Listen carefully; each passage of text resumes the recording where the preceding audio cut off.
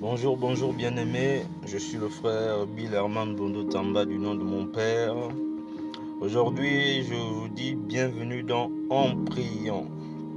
Parce que la parole de Dieu dit dans Ephésiens 6 au verset 18, faites en tout temps par l'Esprit toutes sortes de prières et de supplications et veillez à cela avec une entière persévérance. Et la parole de Dieu nous recommande de prier pour tous les saints afin qu'ils soient fortifiés. Aujourd'hui, bien-aimés, nous allons partager la parole de Dieu dans le livre d'Éphésiens du verset 15 au verset 19. Je vais prier. Père, nous te bénissons, nous te sommes reconnaissants pour tes bienfaits, pour ce que tu es, pour ce que tu fais. Tu es plus grand que tout. Tu es l'objet de notre quête quotidienne. Tu es l'objet de nos prières, de notre adoration. Tu es l'objet de ce partage. Père, que ton nom soit célébré. Merci pour ta présence. Que le sang de Jésus nous purifie et que le Saint-Esprit nous conduise. Pour ta seule gloire, au nom de Jésus-Christ. Amen. Donc, bien-aimés, je vais lire la parole dans Ephésiens 1 à partir du verset 15 jusqu'au verset 19. Je lis au nom de Jésus. La parole de Dieu dit, c'est Paul qui parle. C'est pourquoi, moi aussi, après avoir entendu parler de votre foi dans le Seigneur Jésus-Christ et de votre amour pour tous les saints, je ne cesse de prier toute ma reconnaissance pour vous lorsque je fais mention de vous dans mes prières. Je prie que le Dieu de notre Seigneur Jésus-Christ, le Père de gloire, vous donne un esprit de sagesse et de révélation qui vous le fasse connaître. Je prie qu'il illumine les yeux de votre cœur pour que vous sachiez quelle est l'espérance qui s'attache à son appel. Quelle est la richesse de son glorieux héritage au milieu des saints? Et quelle est l'infinie grandeur de sa puissance qui se manifeste avec efficacité par le pouvoir de sa force envers nous qui croyons. Au verset 20, il est écrit, cette puissance, il l'a déployée en Christ quand il l'a ressuscité et l'a fait asseoir à sa droite dans les lieux célestes, au-dessus de toute domination, de toute autorité, de toute puissance, de toute souveraineté et de tout nom qui peut être nommé, non seulement dans le monde présent, mais encore dans le monde à venir. Verset 22, il a tout mis sous ses pieds et il l'a donné pour chef suprême à l'Église, qui est son corps, la plénitude de celui qui remplit tout en tous. Bien-aimés, la dernière fois, on avait vu que Jésus a demandé aux disciples de prier le Père afin qu'il envoie des ouvriers parce que la moisson est grande et qu'il y a peu d'ouvriers. Donc aujourd'hui aussi, nous voyons un homme qui est en train de prier, parce que des fois, nous, en tant que chrétiens, on peut ne pas savoir, on peut être dépassé par les situations de nos vies, au point où prier pour nous-mêmes, pour nos problèmes, on n'y arrive pas, on n'y arrive plus. Et c'est souvent le cas chez les chrétiens, bien-aimés, ça a souvent été mon cas. Des fois, je n'arrive plus à prier pour mes propres situations. Parce que des fois, on a assez prié, et comme on les vit, et c'est difficile. Mais on voit ici qu'on peut prier. Quand Jésus a demandé aux disciples de prier le Père pour envoyer des ouvriers, donc on prie, notre prière peut être portée vers les autres. La parole de Dieu dit de prier pour tous les saints, dans Timothée, dans Éphésiens. Donc on doit prier pour les autres, on doit prier pour l'Église, on doit prier pour les autorités, on doit prier. Et Paul ici, justement, il est en train de parler aux Éphésiens. Donc les Éphésiens, ils ont reçu la parole, ils croient, ils vont à l'Église, ils pratiquent. Mais Paul, en entendant leur amour pour le Seigneur, le témoignage de leur foi, donc prie également pour eux. Mais pour qu'ils aillent plus loin, bien-aimés. Nous aussi, nous devons aller plus loin. Donc les saints, ceux qui aiment Dieu, sont reconnus par leur foi, par le témoignage de leur foi, par leur amour des uns envers les autres. Donc c'est ce que Paul manifeste. Par amour pour les Éphésiens, par amour pour Dieu, il ne cesse de citer chaque nom dans ses prières. Mais il ne les cite pas juste pour les citer. Il dit qu'il prie. Il rend d'abord grâce à Dieu pour chacun d'eux dans ses prières. Donc nous devons aussi rendre grâce à Dieu pour chacun de nos bien-aimés dans nos prières. Si on prend le temps de le faire, bien-aimés, notre prière ne va même plus durer 5 minutes parce qu'on aura tellement de choses à dire. Donc plus on aime les autres, plus on est attaché aux autres, plus on fait attention aux autres, plus on est attentif aux autres, plus le Seigneur va nous utiliser dans la vie des autres. C'est ce que Dieu veut. Donc nous devons faire mention de nos bien-aimés dans nos prières, des membres de nos familles dans nos prières, quelle que soit la situation. Et il dit au verset 17, « Je prie que le Dieu de notre Seigneur Jésus-Christ, le Père de gloire, vous donne un esprit de sagesse et de révélation qui vous le fasse connaître. » Donc c'est le Saint-Esprit qui nous fait connaître Dieu. Et le but, Jésus l'a dit, c'est que nous connaissions Dieu. Jésus est venu pour nous parler du Père. Donc pour que nous connaissions le Père. En le connaissant lui, à travers lui. Donc lui, Paul, donc au nom de Jésus-Christ, donc à travers Jésus, il prie le Père. Mais pourquoi il prie le Père? Pourquoi nous devons prier pour les autres? Est-ce que des fois c'est juste pour que Dieu résout leurs problèmes? Que Dieu résout leurs problèmes? Que Dieu vienne trouver des solutions à ceux qui vivent? Mais on peut aussi prier pour que Dieu donne le Saint-Esprit ou qu'il se fasse connaître à nos bien-aimés. Et c'est ce qui est le plus important au final. Donc l'Esprit, ce n'est pas un homme, ce n'est pas l'homme ou la femme qui vient prier pour nous, qui nous donne le Saint-Esprit.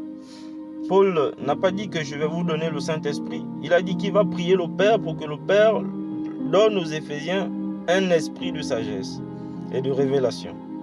Donc le Saint-Esprit, l'esprit de sagesse et de révélation, qui va faire connaître le Père aux Éphésiens.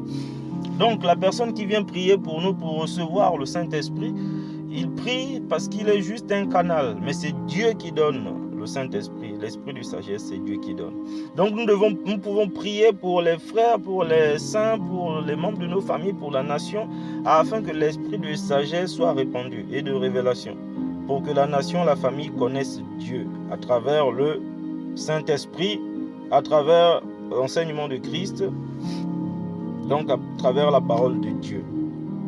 Il dit encore au verset 18, « Je prie qu'il illumine les yeux de votre cœur pour que vous sachiez quelle est l'espérance qui s'attache à son appel, quelle est la richesse de son glorieux héritage au milieu des saints. » Donc nous avons un héritage. Nous avons un héritage à travers Jésus, auprès du Père à travers Jésus. Donc c'est l'héritage des saints. Donc cet héritage de la vie éternelle. Cet héritage, c'est notre destinée. Cet héritage, c'est ce que Dieu a prévu pour nous. Donc, pour connaître l'espérance qui est attachée à l'appel de Dieu, pour connaître la richesse et du glorieux héritage de Dieu, nous avons besoin de pouvoir voir ces choses. Pour les posséder, ces choses, il faut les voir. Donc, c'est pourquoi la parole de Dieu dit, crois et tu verras la gloire de Dieu. Donc, nos yeux doivent être illuminés. Il ne s'agit pas de nos yeux physiques, mais nos yeux spirituels doivent être illuminés. Mais sans le Saint-Esprit, nos yeux ne peuvent pas s'ouvrir, bien-aimés. Donc nous pouvons prier pour que Dieu illumine les yeux de nos cœurs, les yeux des cœurs de nos bien-aimés, des pasteurs, de ceux qui nous conduisent ou des membres de nos familles, des autorités, des dirigeants ou de la nation. Nous pouvons prier. Parce que sans des yeux spirituels illuminés, ouverts, nous ne pouvons pas voir ce qui s'attache à l'appel de Dieu pour nous. Des fois, cet appel, bien-aimé, nous l'avons tous dans nos cœurs. Nous avons la conviction, là où nous sommes appelés, des certitudes. Mais notre préoccupation, c'est qu'on ne voit pas. Mais avant de voir ces choses dans le monde physique, il faut d'abord le voir sur le plan spirituel. C'est pourquoi nos yeux doivent être illuminés, donc ouverts par le Saint-Esprit. Ainsi, nous pouvons voir l'espérance qui s'attache à l'appel de Dieu et l'héritage qui est associé à notre vie en tant que saint en Jésus-Christ. Au verset 19, « Et quelle est l'infinie grandeur de sa puissance qui se manifeste avec efficacité par le pouvoir de sa force en nous. » Donc l'infinie grandeur de la puissance de Dieu ne pourra se voir que si nos yeux sont ouverts, d'abord spirituellement, bien-aimés, avant que ces choses ne se voient physiquement. Parce qu'en tant que chrétiens aujourd'hui, nous avons la foi, nous aimons la parole, nous avons la parole, nous avons le Saint-Esprit, mais on ne voit pas l'impact de la puissance du Saint-Esprit dans nos vies, dans notre entourage. On ne voit pas ça. Mais bien aimé, pour cela, nous avons besoin d'avoir des yeux ouverts, bien aimé. Et pour cela, des fois, la prière peut être nécessaire, comme Paul le fait pour les Éphésiens. Il le fait pour lui-même, donc nous devons le faire pour lui-même. Nous pouvons prier le Père pour dire, Seigneur, ouvre-nous les yeux. Seigneur, révèle-nous ta sagesse, révèle-nous ton nom, fais-nous connaître qui tu es, fais-nous connaître l'espérance qui est attachée à ton appel, fais-nous connaître la richesse de ton héritage, fais-nous connaître ta puissance. Et nous pouvons faire ces prières pour chaque membre de nos familles, pour les nations, pour les bien-aimés, pour l'Église, pour le ministère. Donc, bien-aimés, voici un autre sujet de prière. Voici ce que nous pouvons dire dans nos prières. C'est que Dieu nous ouvre les yeux, que Dieu nous donne de voir. Parce que la foi doit voir, bien-aimés. La foi voit. La foi ne fait pas que répéter la parole. La foi voit ce que dit la parole, bien-aimés. Et quand on ne voit pas dans le spirituel, bien aimé, nous pouvons être découragés, se dire que nous sommes toujours, nous faisons du surplace. C'est pour cela que nous avons besoin du Saint-Esprit et de la prière, bien aimé. Donc, nous allons prendre un temps pour prier sur la base de cette parole, de prier par l'Esprit, de prier le Père afin qu'il se fasse connaître par sa sagesse, par son esprit de sagesse, de révélation, afin qu'il nous révèle comment nous devons marcher avec lui, qui il est pour nous, qu'il nous révèle son héritage, sa puissance, à travers la parole et le Saint-Esprit. Merci, Père,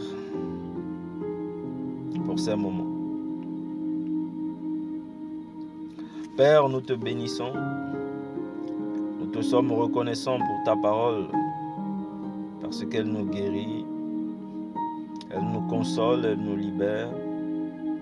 Ta parole est source de paix, elle est source de vie, elle est source de sagesse, source de puissance, elle est source de révélation.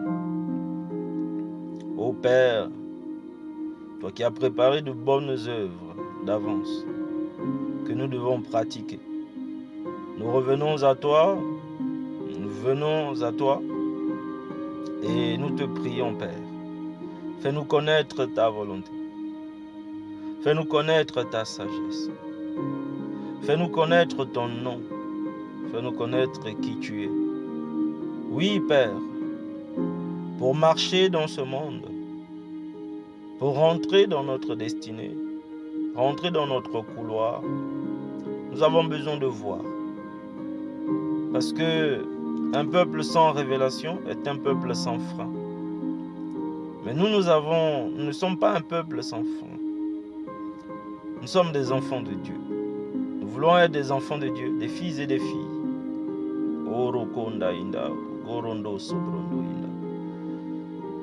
Alors, quelle que soit la situation que nous vivons, que nous traversons, Père, viens, ouvre-nous les yeux. Illumine les yeux de nos cœurs. Nous voulons te connaître avec nos cœurs.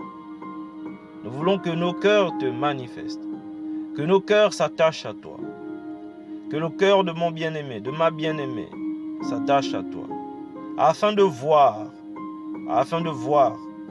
par les yeux de la foi, l'infinie grandeur de ta richesse. l'infinie grandeur de ta puissance, l'infinie grandeur de ta sagesse. Oui, tu nous as appelés, car nul ne vient à toi sans être appelé par toi. Tu nous as appelés. Seigneur, tu es le Dieu de notre espérance, et notre espérance est attachée à cet appel en Jésus-Christ. Tu nous as appelés en Jésus-Christ à être un avec lui, pour être un avec toi, pour te connaître. Alors Seigneur, par le Saint-Esprit qui est en nous, révèle-nous ton nom, révèle-nous, Seigneur, ton infinie sagesse, ton infinie grandeur. Nous voulons la vivre, nous voulons vivre ta gloire, la manifester dans nos foyers, partout où nous allons, autour de nous.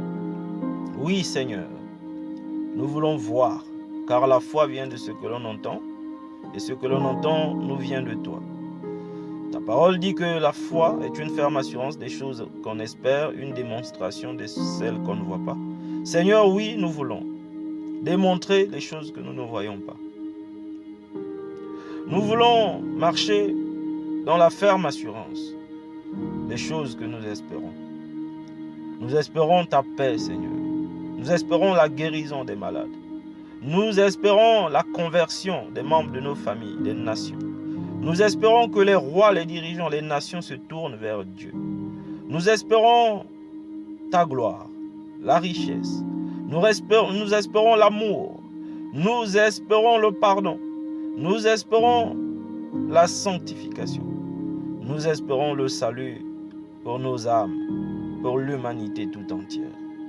Oui, Père, nous espérons ta présence, ta sainte présence dans nos vies quotidiennement. Nous espérons, Père, que tous entendent parler de Jésus. Nous espérons que le nom de Jésus arrive là où il n'est pas encore arrivé. Nous espérons, Seigneur, que les murs de l'enfer soient ébranlés, afin que les saints, les enfants de Dieu, tous ceux qui étaient en captivité, soient libérés au nom de Jésus. Ô Père, toi qui ouvres maintenant les yeux de nos cœurs, donne-nous de voir notre destinée. Donne-nous de marcher dans la révélation de ta parole, dans la révélation de ton nom. Saint-Esprit,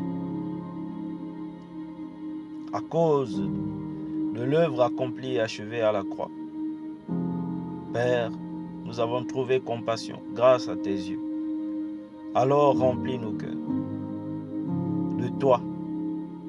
Remplis nos vies de toi. Nous voulons voir comme toi, entendre comme toi, parler comme toi, aimer comme toi, marcher comme toi, Père. Nous voulons agir comme toi. Nous voulons te ressembler.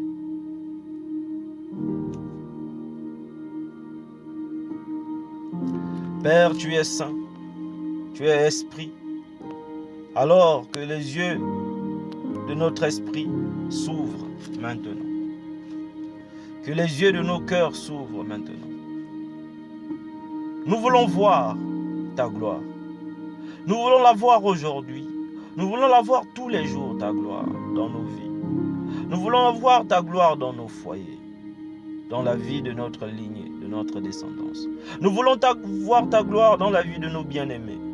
Oui, nous voulons voir ta gloire dans la vie de tous les saints, dans la vie des pasteurs, des hommes de Dieu, des parents spirituels. Nous voulons voir ta gloire dans la vie de nos frères et de nos sœurs. Aujourd'hui, Père. Nous voulons voir ta gloire partout où nous allons, Seigneur, afin que nous soyons toujours sûrs que tu es là, avec nous. Parce que là où tu es, ta gloire est là. Là où tu es, ton trône est là. Car tu sièges au milieu de l'adoration, la louange de ton peuple.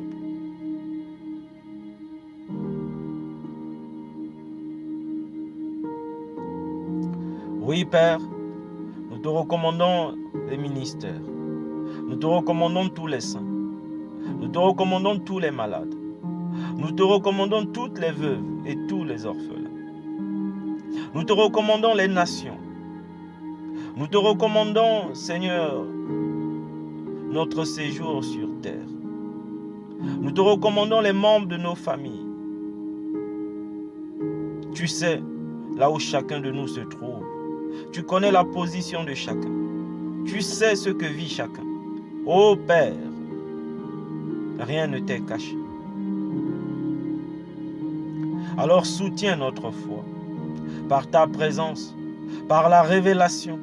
Soutiens notre foi par les signes, par les prodiges, par ton esprit, par la puissance, dans le nom de Jésus. Soutiens notre foi. Donne-nous de voir ta gloire. Donne-nous de voir ta gloire. Car oui, la création tout entière soupire en attendant la révélation des enfants de Dieu. Donne-nous d'être révélés dans ce monde, Seigneur, afin de faire connaître ton nom, Jésus. Père, nous te sommes reconnaissants, car tu es à l'œuvre, car le Saint-Esprit est à l'œuvre, car cette génération ne passera pas sans que tu t'aies manifesté pleinement. Car cette génération, Seigneur, est une génération bénie. Oui, Père, il est écrit que quiconque invoquera le nom du Seigneur Jésus-Christ sera sauvé. Père, qu'il en soit ainsi, qu'il en soit fait selon ta parole. Qu'il en soit fait selon ta parole. Tu es le maître de l'univers, le créateur du ciel, de la mer et de la terre. Tu es le maître des temps et des circonstances. Tu nous as tout donné, ton amour, ton Fils, ton esprit, ta parole, ton héritage. Mais tu as gardé le contrôle des temps et des circonstances.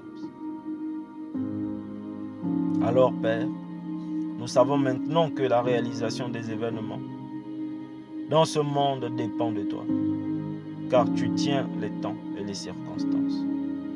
Mais donne-nous de voir, car tu as dit, cacherai-je à Abraham ce que tu vas faire, parce qu'Abraham était ton ami. Ô Père, parle à nos cœurs, montre-nous le chemin à suivre. Mène-nous à la rencontre qui va déclencher les choses de notre destinée. Que nos cœurs s'attachent à toi, comme les sarments sont attachés au cep. Que nos cœurs s'attachent à toi. Merci, Père, pour ta parole, pour ton œuvre aujourd'hui, en chacun de nous. Je te recommande cette journée, ce week-end, cette fin de semaine. Je te recommande tous nos bien-aimés, tous les ministères, tous les enfants de Dieu. Je te recommande les nations, les autorités, les dirigeants. Je te recommande ma vie, mon foyer, mon épouse, ma lignée, ma descendance, mes frères et sœurs. Je te recommande ma maison. Je te recommande la maison de mon bien-aimé qui m'écoute en ce moment. Père, que l'honneur et la gloire te reviennent. Au nom de Jésus-Christ. Amen. Bien-aimés, je vous dis à bientôt si Dieu le veut. Je vous prie de partager, de vous abonner à la chaîne Croissance Plus et de partager ces vidéos parce que je suis convaincu que ça peut aider quelqu'un. Allez, passez une excellente fin de semaine au nom de Jésus-Christ. Amen.